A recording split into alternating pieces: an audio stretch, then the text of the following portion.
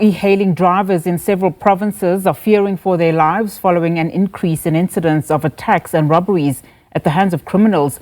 According to the E-hailing Partners Council, Bolt and Uber drivers are also being intimidated and harassed by members of the taxi industry. They claim that they are harassed while picking up or dropping off passengers in certain areas. Several robberies and attacks also took place across the country in the last few months. We've now roped in Vhatuka Mbelengwa, National E-hailing spokesperson. Vhatuka, a very good afternoon to you. So just speak to us about how your drivers are then navigating this space and this time under criminality and in some instances also alleged intimidation by taxi drivers, and also how they're doing and how they're able to operate under this climate.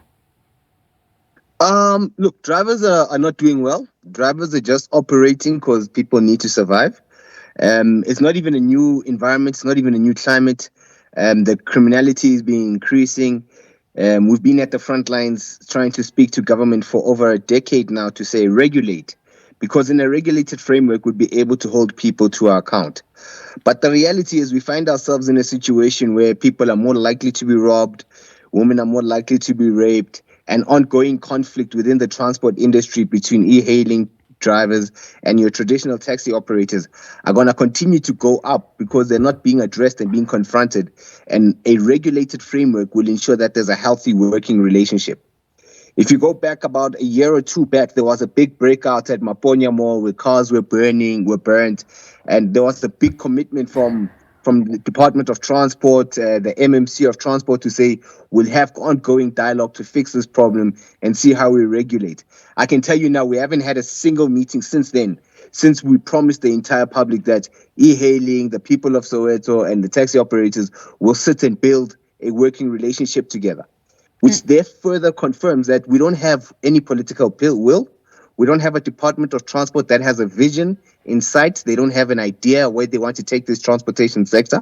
And we are going to then regularly see more and more collapses within this space. So in essence, people should expect to get robbed. Drivers should expect to get robbed because they're not willing to fix the problem. And I mean, that must come as a huge concern. You mentioned an incident that I was also going to touch on, where we saw at what happened at Maponya Mall. But also there's been a number of calls from various stakeholders calling for more visibility, particularly from the, JMPD, EMPD, the SAPs as well, to come out more and protect drivers at various roads, particularly when you look at Gauteng, because I mean the numbers there too are quite staggering. How do you feel that there is this lack of political will, as you call it? And I mean, what are the next steps going forward? Because you can't operate in that manner. I think what's tricky is that we can't defer the problem to our law enforcement agencies. The problem with that is that they need to apply the law. And you look at e-hailing and its emergence, we don't have a proper framework. People don't understand whether it's coming or going. Hence, we've got so many cars being impounded. We don't have a proper permitting regime. There's just no clarity in the space what's happening with this industry that continues to turn over billions. E-hailing within Gauteng contributes more than agriculture to the fiscus. But this isn't a regulated framework or a regulated industry. And it's just undermining other industry players and creating more tension within the space. Like I said, our political players are not interested. We've written to everybody. We've had meetings. Let a car burn tonight in Maponya. Let a car burn in town. You're going to have great public interest. You're going to have Kenny Kunene there. You're going to have public safety making promises. But there hasn't been a single meeting since. And I can tell you we've had thousands of people die needlessly within e-hailing. We've had thousands of people injured within e-hailing. I don't think we have a real clue as to how vast the sexual assault cases are within e-hailing.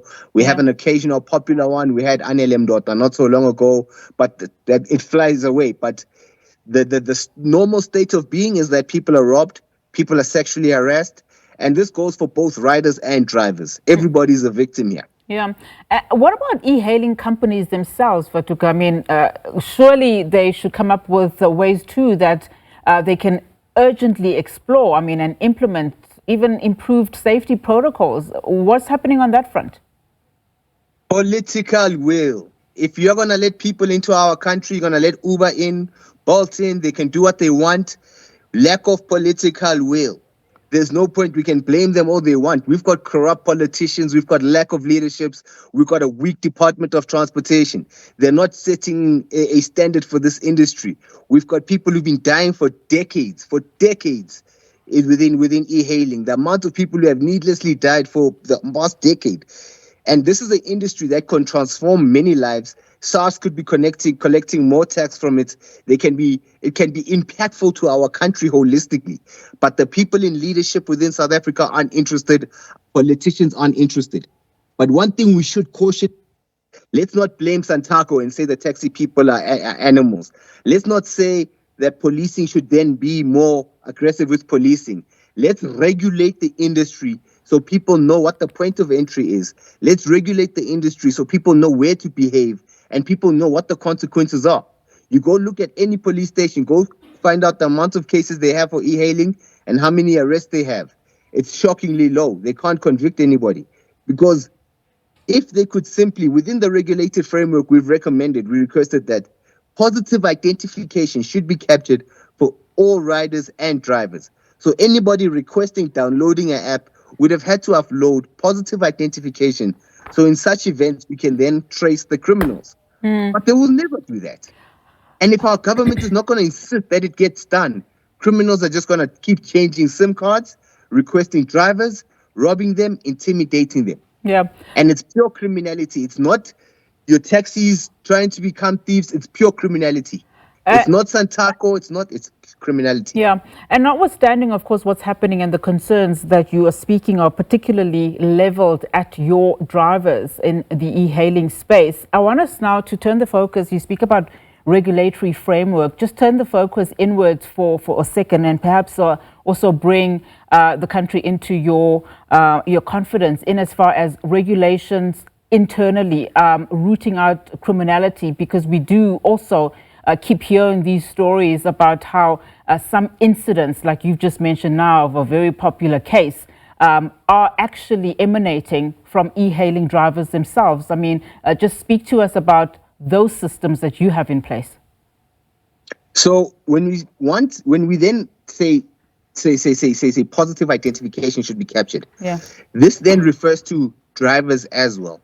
And when we say regulation should then address this, we're saying government can't abdicate this responsibility.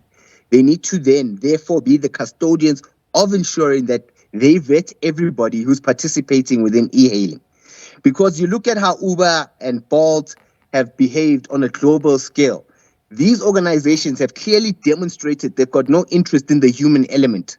And they are moving to move drivers and have driverless vehicles. But we are a country that's desperate for work.